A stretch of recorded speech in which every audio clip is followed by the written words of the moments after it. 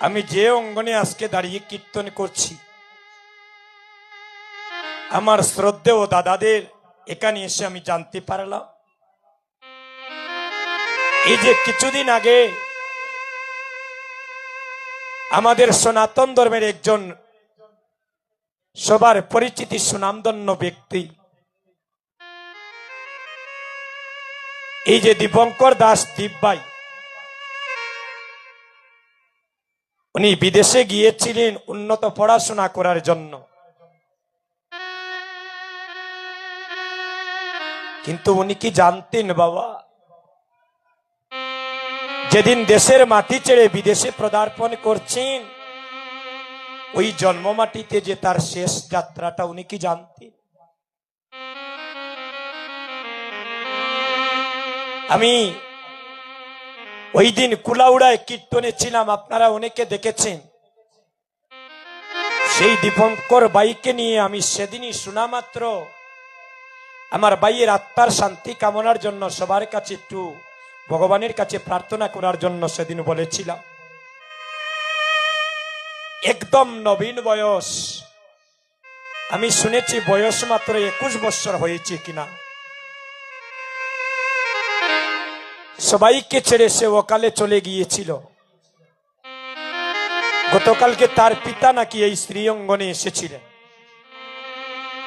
আমার দাদা তারার আত্মীয় সম্পর্কে কি হয় দীপঙ্কর ভাই, তাদের বাতিজা হয়। আমি দেখেছি ফেসবুকে উনার যে গর্ভধারিণী মা এই অকালে সন্তানকে হারিয়ে জ্ঞান হারা হয়ে কয়েকবার হসপিটালে গিয়ে ভর্তি হয়েছিলেন। এই জগতে একজন মা জানে, যদি অকালে কোনো সন্তান মায়ের কাছ থেকে জড়ে যায়, আর কোনো মা যদি তার অসময়ে কোনো সন্তানদন হৃদয় থেকে হারিয়ে ফেলে, এই মায়ের অবুঝ মন এত তাড়াতাড়ি সে সান্ত্বনা দিতে পারবে না। ভক্তগণ, আমি অল্প বয়সে আমার মাকে হারিয়েছি। আপনাদের মতো যখন মাকে আমি শ্রীবাসঙ্গনে দর্শনে করি,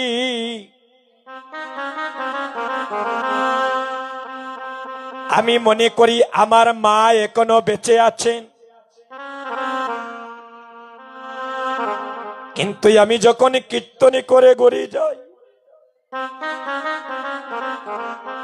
ঘরে গিয়ে আর বলতে পারি না, মা আমি এসেছি, তুমি দরজা খুলো। আমি এমনে কত বাগা সন্তানে গো মা, আমি অল্প বয়সে আমার বাবাকেও হারিয়েছি। এই জগতে যে সন্তানের বাবা নাই রে ভাই,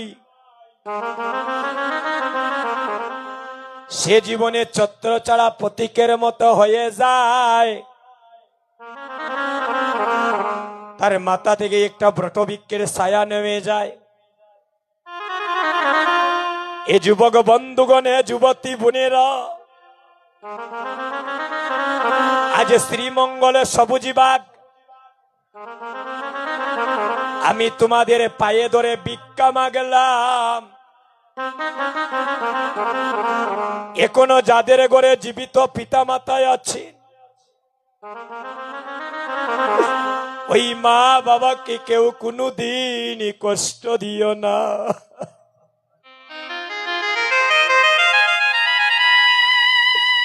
আরে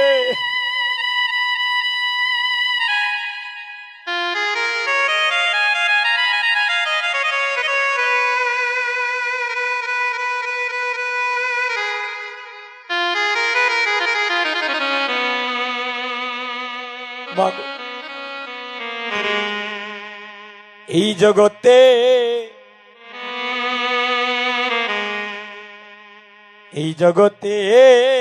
এমন সন্তান আছে,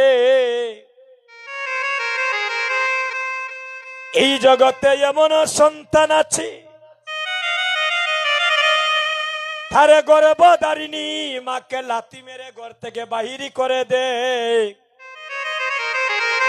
কিন্তু কোনো মা তার সন্তানকে কুয়াশীর্বাদে দেয় না। সারা জনমে যদি আমরা আমারে মাথায় লইয়া ঘুরি,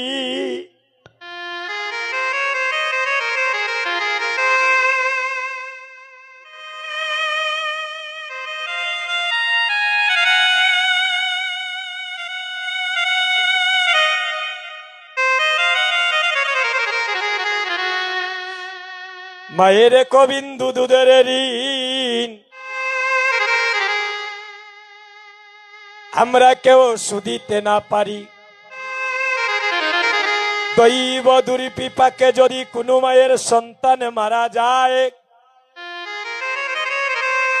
দেখবেন প্রতিবেশী জানার আগে আগে জানে তারে জনমে দুঃখী মায়।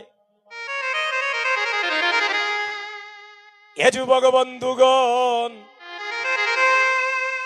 এই জগতে টাকা হারালে টাকা উপার্জনে করা যায়, বাড়িঘর নষ্ট হয়ে গেলে বাড়িঘরে তৈরি করা যায়, ব্যবসা প্রতিষ্ঠানে ক্ষতিগ্রস্ত হলে আবার পূরণ করা যায়। কিন্তু একবারে যদি মা ধনে বাবা ধন হারিয়ে যায়, সেই ধন আর জীবনে ফিরে পাওয়া যায় না রে ভাই।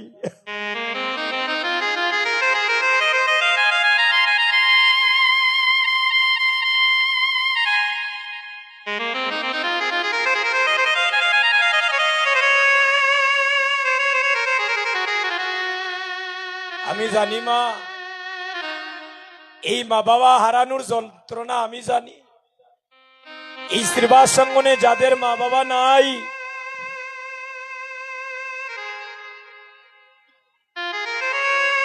তারা বুঝতে পারবেন সেই মাতৃ পিতৃ দেবতা হারানোর বিয়োগটা কেমন অপূরণ। তাই সবার চরণে ভিক্ষা মাগলাম, জীবনে যেন আমরা ভিক্ষা করে খাই।